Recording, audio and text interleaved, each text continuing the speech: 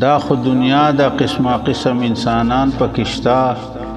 دا خو دنیا دا قسمه قسم انسانان پکشتا ټول یو شان ندي خو ناکاره بندگان پکشتا څوک د کعبه طواف کوي او ځان له پټوان وباسي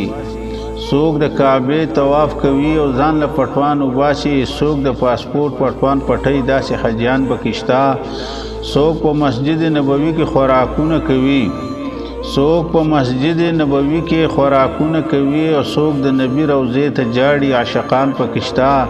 څوک خودوطن جنگوي ځان ورته خخ کاریږي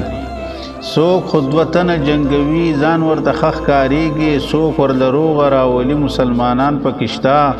څوک په یو بل پسې فضل پوري راپوري وایي څوک علمونه کړي حیران خشاعران پکشتا